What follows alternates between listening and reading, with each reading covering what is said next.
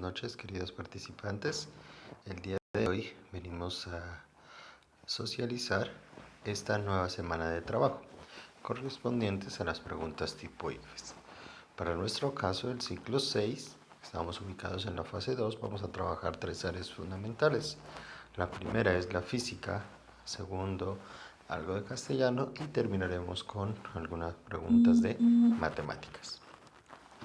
La primera pregunta nos dice, la radiación ionizante puede consistir en partículas alfa y beta, así como los rayos gamma y los rayos X. La figura muestra su poder de penetración en diferentes materiales que aumentan de izquierda a derecha su grosor. En este caso y en el resto de preguntas de este tipo, tenemos que tener en cuenta que se divide en tres partes. Perdón, la información inicial, ¿sí? La ayuda que nos da, que en este parte es el gráfico, y la pregunta como tal, ¿sí? Entonces tenemos que diferenciar esas tres partes, porque muchas veces la información inicial y los gráficos nos dan es una visión global, pero nos tenemos que enfocar única y exclusivamente en la pregunta. Porque es en la pregunta donde nosotros vamos a analizar qué información de la que tenemos arriba nos va a ayudar para trabajar. Entonces, un paciente se diagnostica con una posible fractura en los huesos de la mano. Con el fin de evitar que el paciente sufra alteraciones por los rayos X, se irradia únicamente la mano lesionada a una baja intensidad y durante el menor tiempo necesario.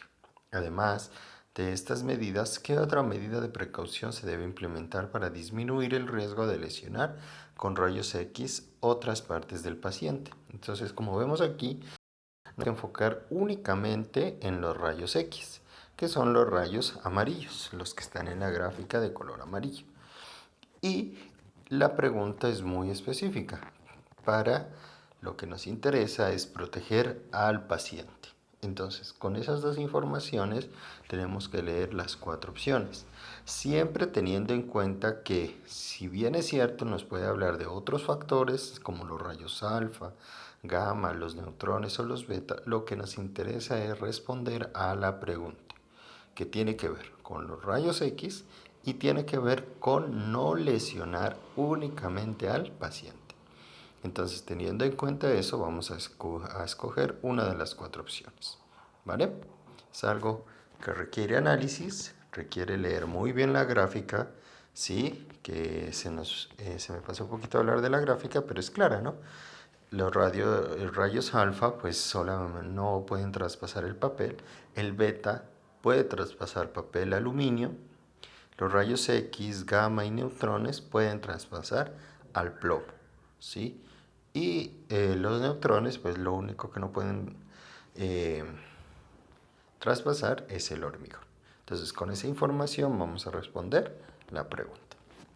Con respecto a la pregunta número 2, que tiene que ver con la zona, ¿sí? Cómo las se comportan de acuerdo al medio donde se están transportando. Entonces, acá nos habla de una onda que se mueve hacia un vaso de vidrio que contiene agua.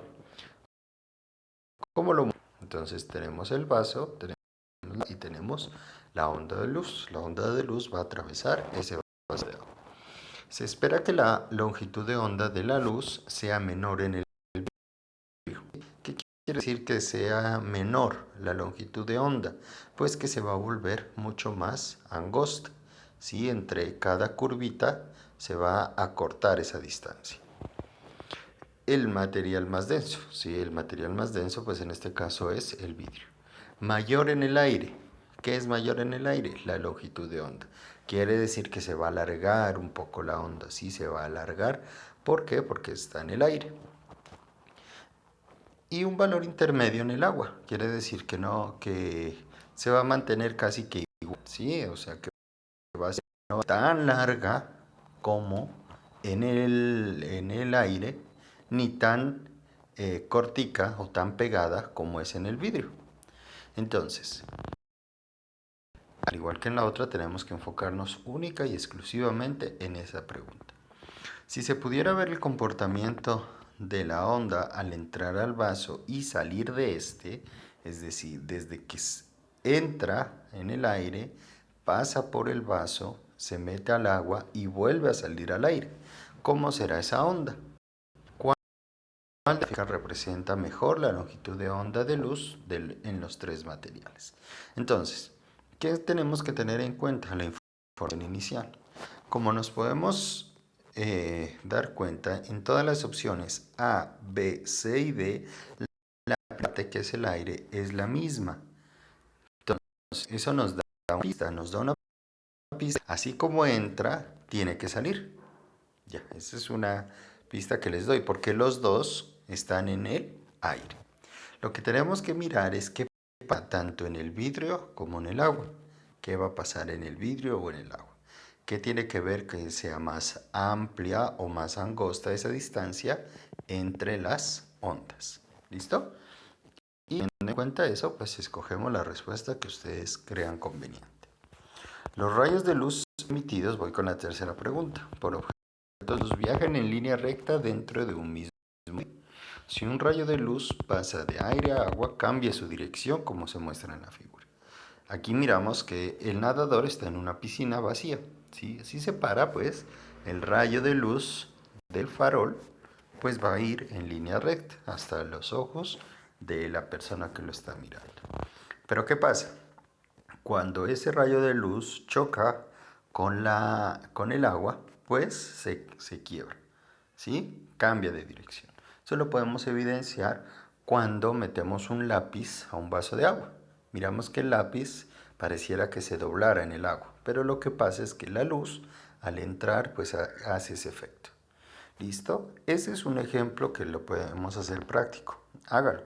Meta un lápiz en un vaso de agua y va a intentar entender qué es lo que pasaría si el nadador mira ese farol. ¿Sí? ¿Qué creen que pasaría? Esto apunta la pregunta. Nos dice lo siguiente. Cuando una persona, esperemos que cargue un poquito, cuando una piscina está vacía, un nadador observa el farol. Cuando se llena la piscina, el nadador verá el farol. Más abajo, será que lo mira más abajito, de la misma altura, más alto o invertido. ¿Sí? Entonces, es un ejercicio de análisis. Entonces, lo que nos dice es, este personaje, este nadador, cuando mira el farol de abajo del agua, ¿cómo lo mirará? ¿Será que lo mira del mismo tamaño?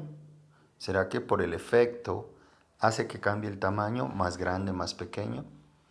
¿Sí? ¿Será que lo mire invertido? ¿Ustedes qué creen? ¿Sí?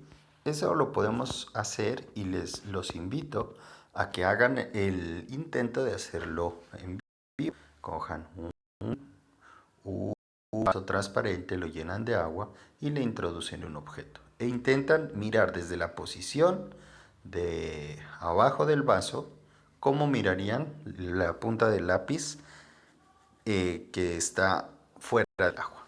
Y con eso podemos contestar las preguntas. ¿Sí?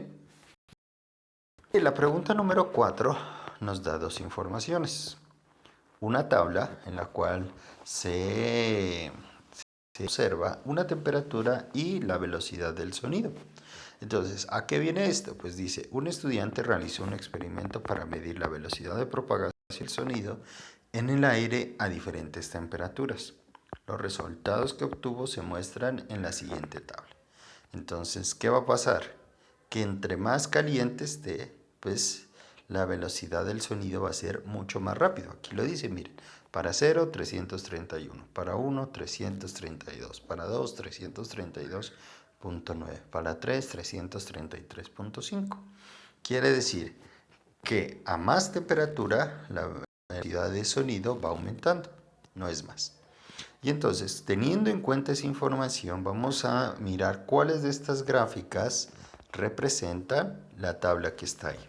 ¿Qué tengo que tener en cuenta aquí? Que las gráficas me ilustran la misma información que está en la tabla. Entonces, por ejemplo, A me dice velocidad del sonido y la temperatura. Entonces tengo que ver que a cada uno de los puntos en el eje X, que en este caso es para la velocidad del sonido, para A, ¿sí? Es decir, para 0 me corresponda con 331.7, para 1 332. Lo mismo voy a hacer con B, lo mismo voy a hacer con C, lo mismo voy a hacer con I, ¿sí? Estos datos que aparecen tanto en el eje X, que en el caso de A será la velocidad del sonido, como en el eje Y, temperatura de en grados centígrados, me corresponda a esta tabla inicial, que es la que me están dando como información. Muy atentos cuando identifiquemos que corresponda a la información a cada uno de los gráficos, pues vamos a tener la opción correcta. ¿Listo? Estos ejercicios de física y más adelante los de matemáticas se basan en eso, en el análisis de las preguntas, teniendo en cuenta que hay una información inicial, ¿sí? Un problema y la pregunta. Siempre tenemos que pensar qué es lo que me está preguntando. A veces nos podemos confundir con los enunciados. Cuando los enunciados a veces son muy largos, hay que leer la pregunta. La pregunta es la que me va a ayudar a contestar me va a ayudar a descartar, perdón, cada una de las opciones y me va a dejar una que es correcta. ¿Vale? Para para este mismo ciclo se nos proponen dos actividades. Dice, lee, analiza y contesta la pregunta 1. La lengua o las lenguas, según su entorno social, político, económico y geográfico, componentes individuales como la edad, el género, el nivel de educación y la historia, es una disciplina. Esta disciplina es llamada lingüística, sociolingüística, fenómeno social o lengua. Entonces tenemos que leer este texto, este enunciado, y allí me va a dar la respuesta sobre qué es lo que me está hablando la pregunta. ¿Será que me está hablando de la lingüística? ¿Será que me está hablando de la sociolingüística, de un fenómeno social o de una lengua? La pregunta nos dice, cada lengua refleja una visión del mundo. Bueno, aquí hay un pequeño texto. Hay que leerlo muy bien y en lo posible sacar las ideas principales. Y viene la pregunta, que al igual que en las otras preguntas, ya sea de física, matemática, naturales o demás, siempre tiene la misma estructura. Un problema y una pregunta. Entonces aquí nos dice, ¿a qué hará referencia el autor cuando nos dice? Cuando una lengua muere o desaparece, lo hace un aspecto irreemplazable de nuestro conocimiento, y de nuestra comprensión del pensamiento humano y de las diferentes visiones del mundo que se pierden para siempre. ¿A qué hará referencia? A la desaparición de una lengua, a la visión del pensamiento humano, a las diferentes visiones existentes del mundo, a la necesidad de no permitir la desaparición de nuestras lenguas. Entonces, ¿en qué se basa este tipo de preguntas? Pues en leer muy bien. Leámoslo muy bien, saquemos las ideas principales e identifiquemos cuál es la idea principal del texto. Si lo tenemos claro, la respuesta va a ser muy fácil de ver, ¿sí? ¿Qué les sugiero? Miren cuál es la idea central de ese texto, el cual está, y según eso ya tendremos las opciones correctas, ¿vale? Y tenemos una serie de preguntas de matemáticas que es muy corto y nos dice, aquí vamos a responder preguntas de acuerdo a esta tabla. ¿De dónde viene? El subsidio familiar de vivienda es un aporte que entrega el Estado y que constituye un complemento de ahorro. Para facilitarle la adquisición, construcción o mejoramiento de una solución de vivienda de interés social al ciudadano, a continuación se presenta la tabla de ingresos en salarios mínimos mensuales legales vigentes y el subsidio al que tiene derecho para cierto año. Entonces miren que acá está, ingresos, desde a cero, o sea, si no ganara nada, hasta un salario mínimo. Entonces, valores, hasta 535.600. Valor del subsidio, 22 salarios mínimos. Entonces, dependiendo de sus ingresos, ¿sí? Dependiendo de sus ingresos, pues el valor del subsidio va a ser cada vez más alto. ¿Listo? Entonces, aquí tenemos en esta dice valor del subsidio, pues va a ir desde los 22 salarios mínimos hasta 4 salarios Entonces, una persona con información de la tabla elabora la gráfica que se presenta a continuación. Esta es la gráfica para esta pregunta, ingreso y subsidio. Ingresos, 1, 2, 3, subsidio del 25. Lo que dice esta gráfica es que entre menos subsidio, ¿sí? O mejor, entre más ingresos el subsidio pues va a ser menor, cosa que es cierto, ¿sí o no? Entonces, lo que nos dice aquí es, la gráfica presenta una inconsistencia. ¿Por qué? Los ingresos y el subsidio se dan en miles de pesos y no en salarios mínimos legales vigentes. La correspondencia entre ingresos y subsidios es inversa, pero no de manera constante y continua. Faltan algunos valores de los subsidios presentados en la tabla.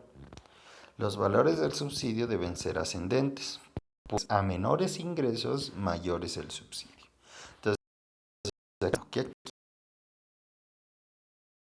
¿cuál es?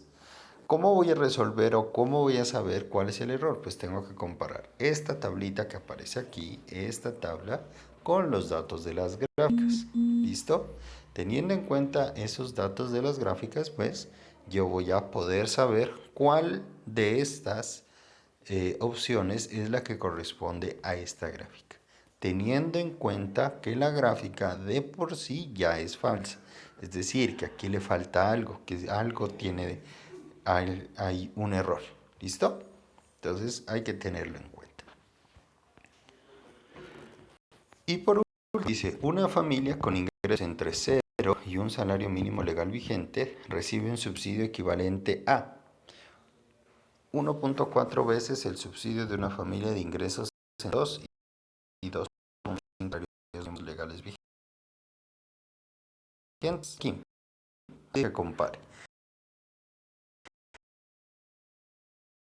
0 a 1, o sea, la primera fila, con cada una de las opciones.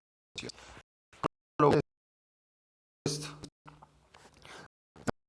multiplicación. Entonces, por ejemplo, para 1.4 veces el subsidio de una familia de ingresos, quiere decir que si yo cojo el de 2.225, o sea que es 19, y lo multiplico por 1.4, si yo cojo el de 2.5, 2.75, que es 15, y me dice que es 1.8, me tendría que dar 22. Lo mismo con el 3.5, que es de 3 entre 3.5, que es de 9. 9 por 3.5 me tendría que dar 22. Entonces tengo que hacer una multiplicación. Y el resultado que se acomode a ese 22, que es los que ganan desde 0 a un salario mínimo, mi respuesta correcta. ¿Cómo resolver este tipo de preguntas? Claro, estas conforme ustedes vayan solucionando ellas. Pero para eso van a estar, perdón, pero para eso van a estar todos sus tutores atentos a cada una de las preguntas que puedan surgir. Eso es todo. Les deseo una muy buena semana de trabajo y nos veremos en una próxima oportunidad. Que estén muy bien. Muy buena noche.